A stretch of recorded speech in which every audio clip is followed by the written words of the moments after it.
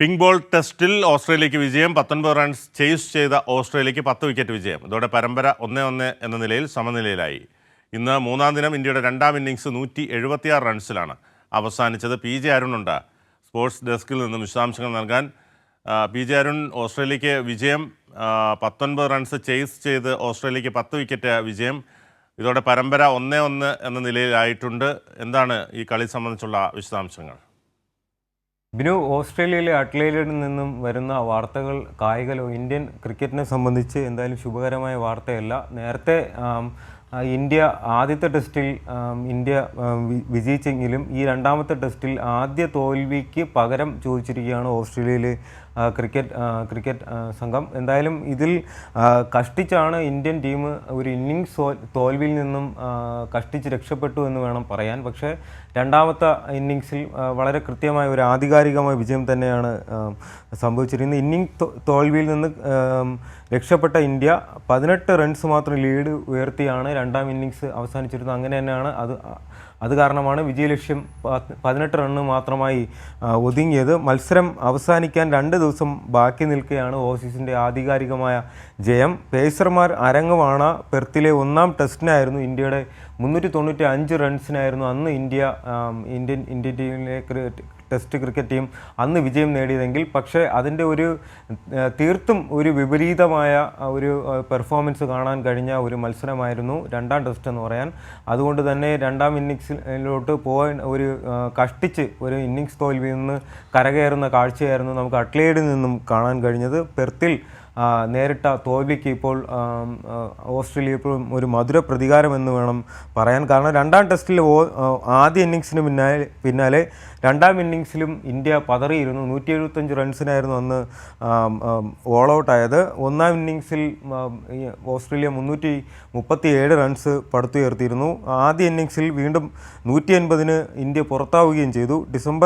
അടുത്ത ഒരു ടെസ്റ്റ് വരുന്നത് അത് മെൽബണിലാണ്. മൂന്നാം ടെസ്റ്റ് അന്നാണ് ആരംഭിക്കുന്നത്. ഡിസംബർ 14 മുതലായിരിക്കും ടെസ്റ്റ്. കാരണം എന്തായാലും ഈ പരമ്പരകളിൽ ഈ ആദ്യത്തെ ടെസ്റ്റ് വിജയത്തോടെ ഇന്ത്യയും രണ്ടാമത്തെ ടെസ്റ്റ് വിജയത്തോടു കൂടി ഈ ഓസ്ട്രേലിയയും ഈ ടെസ്റ്റ് പരമ്പരയിൽ സമനിലയിൽ തുടരുകയാണ്. എന്തായാലും മൂന്നാമത്തെ ഈ മെൽബണിൽ ഡിസംബർ 14 മുതൽ ആരംഭിക്കാനിരിക്കുന്ന ടെസ്റ്റ് മത്സരം എന്തായാലും ഇരു ടീമുകളെ സംബന്ധിച്ചും വലിയ നിർണായകം തന്നെയായിരിക്കും.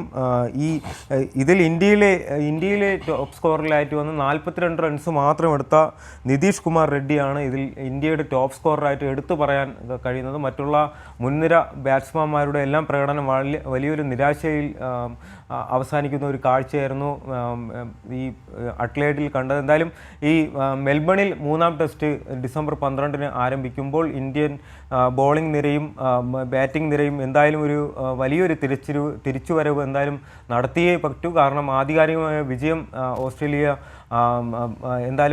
പ്രതീക്ഷിക്കുന്നുണ്ട്. ഇതിനെതിരെ ഒരു കൃത്യമായ ഒരു ബാറ്റിംഗ് പാറ്റേൺ ഉയർത്തിപ്പിടിച്ചുകൊണ്ട് ഒരു തിരിച്ചുവരവിനായിരിക്കും ഇന്ത്യൻ ടീമും ഒരു മുന്നൊരുക്കം നടത്തുക. എന്തായാലും അതിനെ മുൻനിർത്തിക്കൊണ്ടുള്ള ഒരു പരിശീലനമായിരിക്കും ഈ വരുന്ന ദിവസങ്ങളിൽ മെൽബണിൽ ഇന്ത്യൻ ടീമും ഓസ്ട്രേലിയൻ ടീമും നടത്താൻ പോവുക. ബിനു, അരുൺ, ഈ മത്സരം അവസാനിക്കാൻ 2 ദിവസം ബാക്കി നിൽക്കുകയാണ് ഓസീസിൻ്റെ ജയം എന്നുള്ളതാണ് ഇതിൻ്റെ ഏറ്റവും വലിയ പ്രത്യേകത. പേസർമാർ അരങ്ങുവാണ പെർത്തിലെ ഒന്നാം ടെസ്റ്റിൽ 295 റൺസിന് ഇന്ത്യ ജയിക്കുന്ന സാഹചര്യത്തിൽ നിന്നാണ് ഇത്തരത്തിൽ കഷ്ടിച്ചാണ് ഒരു ഇന്നിങ്സ് പരാജയത്തിൽ നിന്നും ഇന്ത്യ രക്ഷപ്പെട്ടത്. കാരണം 18 റൺസ് മാത്രം ലീഡ് ഉയർത്തി രണ്ടാം ഇന്നിങ്സ് അവസാനിപ്പിച്ചിരുന്നു.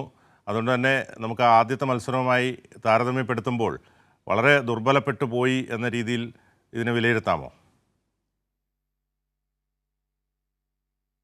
ഒരു ടെസ്റ്റ് ടീമെന്ന് പറയുന്നത് എപ്പോഴും പ്രതിരോധത്തിൽ നിന്നുകൊണ്ടുള്ള ഒരു ആക്രമണം പടുത്തുയർത്തുന്ന ഒരു ചരിത്രം തന്നെയുള്ള ടീം തന്നെയാണ്. പക്ഷേ ഇതെല്ലാം ഒരു ബലവത്താവാതെ പോകുന്ന ഒരു കാഴ്ചയായിരുന്നു അഡ്ലെയ്ഡിൽ കണ്ടത്.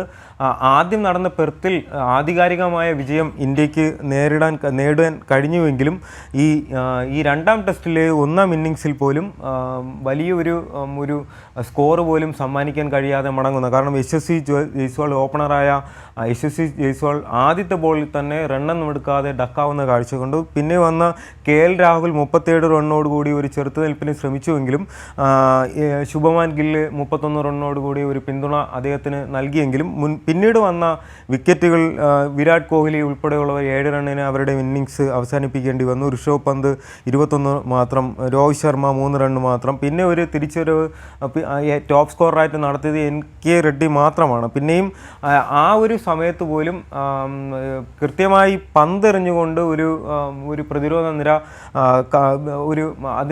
പ്രതിരോധ നിര നമുക്ക് ഒരുക്കിയെടുക്കാൻ ഇന്ത്യൻ ബോളർമാർക്ക് കഴിയാതെ പോയ ഒരു കാഴ്ചയും കണ്ടു. പക്ഷേ രണ്ടാമത്തെ ഇന്നിങ്സിലേക്ക് വന്നപ്പോൾ ഇതിൽ പൂർണ്ണമായും തകർന്നടിയുന്ന ഒരു ബാറ്റിംഗ് നിര വീണ്ടും കണ്ടു. അതുകൊണ്ട് തന്നെയാണ് 2 ദിവസം, കാരണം 2 ദിവസങ്ങൾ മാത്രം ബാക്കി നിൽക്കുക. ഇനിയും മത്സരം അവസാനിക്കാൻ 2 ദിവസങ്ങൾ ബാക്കി നിൽക്കുകയാണ്. ഇന്നും നാളെയും ആയിരുന്നിരിക്കും സാധാരണ രീതിയിൽ ഈ മത്സരം അവസാനിക്കേണ്ടിയിരുന്നത്. പക്ഷേ 2 ദിവസങ്ങൾ ബാക്കി നിൽക്കുകയാണ്.